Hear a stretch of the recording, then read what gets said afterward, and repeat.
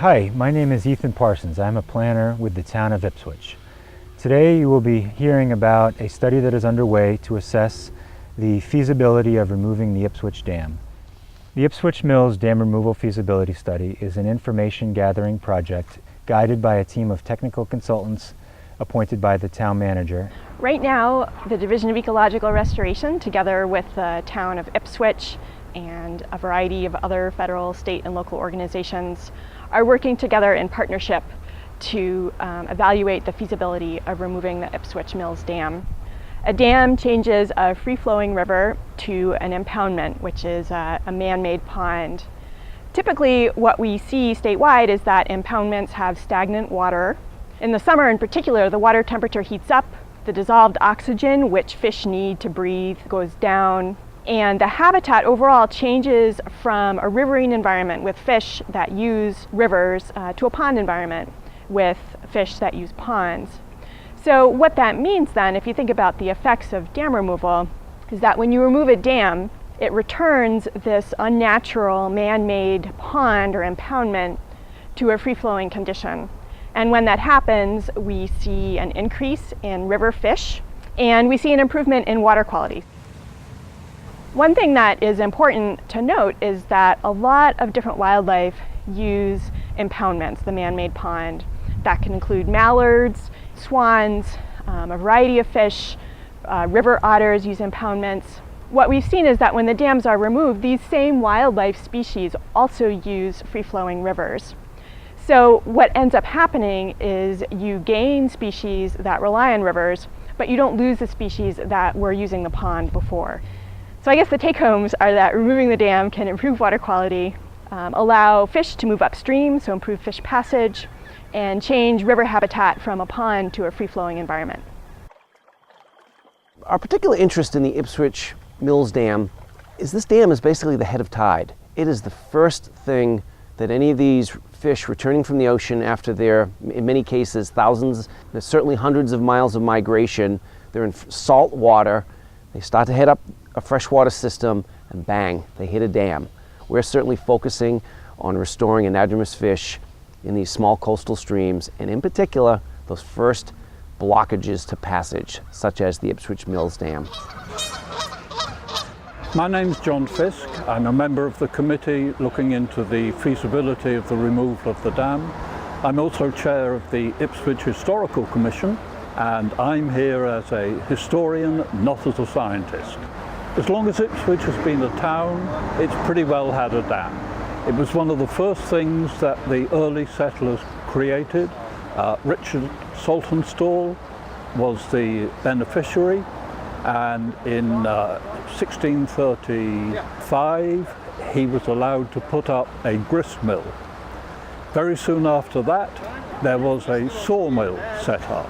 Grist mill producing food, sawmill producing timber for the settlers and their houses, the two essential elements that any new settlement needed.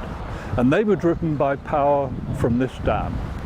From that day onwards, there's always been a dam here powering a variety of mills until the early 20th century when electrical power started to come in, and by the 1930s the dam stopped powering any machinery in the buildings that are now EBSCOs.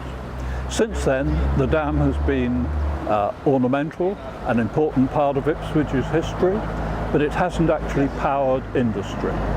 We can see the possible removal of the dam as yet a further step in the deindustrialization of the Ipswich River. The river was almost totally commercial or industrial. Now its banks are almost entirely residential. There's a combination between our fishing communities, recreational fishing and commercial fishing. Ipswich has a rich history of both of those. Commercial fishing a lot more during the colonial period, but there's still many commercial fishermen that live in this town. And it has a rich history of recreational fishing in the Ipswich River for freshwater fish, as well as very famous for smelt fishing in the tidal portion behind me right here. So there's a lot of community benefits to the town of Ipswich for people that want to catch fish, eat fish, sell fish. The migratory fish that would run up and down the Ipswich River are important forage species for bluefin tuna, other tuna species, striped bass, bluefish, codfish, and a wide variety of marine mammals and seabirds.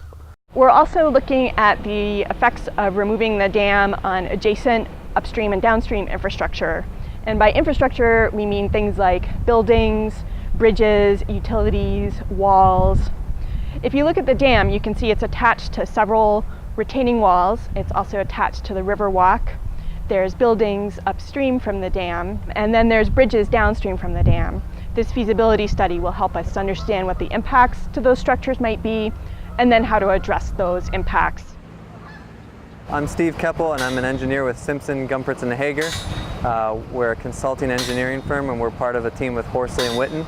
Our role on the job is a structural and geotechnical engineer, and we've been retained to assess the impacts of the potential dam removal on adjacent structures, namely the EBSCO building next to the dam, and we are performing soil test borings on both sides of the river, and we're looking at the soil layers below the surface and to identify any soft soils and also the location of glacial till and bedrock.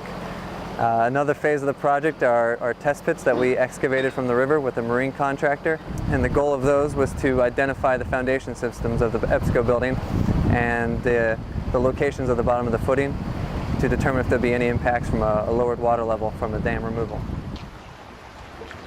Dams of this size typically do not provide a flood control benefit. They typically back up water behind them, which raises the water level behind the dam during flooding and increases flood levels upstream from the dam. Dams are also at risk of catastrophic failure during floods, and so that can cause downstream flooding. So by removing a dam proactively, you can actually reduce flood risk for communities.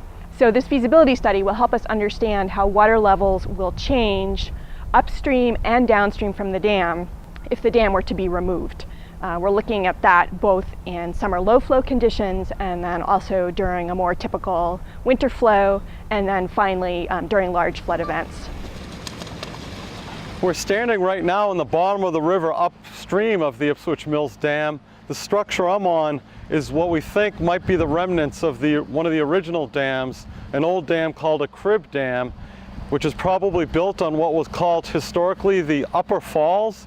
It was the first a site used by the native Agawam Indians to fish, and there used to be millions of migratory fish that spawned in the Ipswich River, and so the European settlers also fished here on the Upper Falls before the first dams were built. We're seeing more and more interest in dam removal in Massachusetts. So we've seen around 43 dams removed. There's more than 3,000 dams in Massachusetts, and most of them were built during the Industrial Revolution to power mills. Since that time, the dams have aged, many are in disrepair, and they've outlived their original purpose. We've been seeing more and more dam owners reconsidering their dams. The age of the dam, the condition of the structure, the liability associated with owning a dam, the cost of maintaining it. And as part of thinking all that, they're starting to think about removing dams. The Division of Ecological Restoration has been working statewide with interested dam owners to evaluate dams for removal and then to help them through the removal process. This study is funded by the National Fish and Wildlife Foundation using Sandy Recovery Act funding. This funding was made available by Congress after Superstorm Sandy to help communities such as Ipswich identify potential flood risks, threats to community infrastructure, and to come up with environmentally sound ways to address those threats. The Division of Ecological Restoration is also contributing funding, as is the Ipswich River Watershed Association.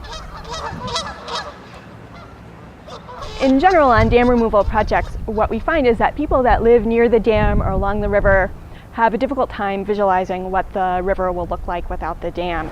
The study and the engineers doing the study are going to produce a series of artistic renderings that will help people visualize what the site could look like without the dam. How wide, how deep, how would that vary at different times of the year, etc. At the end of the study, we expect to have a large body of information about the dam and about the Ipswich River. That study will be shared with the public through public meetings. It'll also be available on the town website, and anyone who's interested can read about the dam and potential impacts of removing the dam. Thank you for your interest in the project. If you have any questions, please visit me in the planning office in Town Hall. Thank you.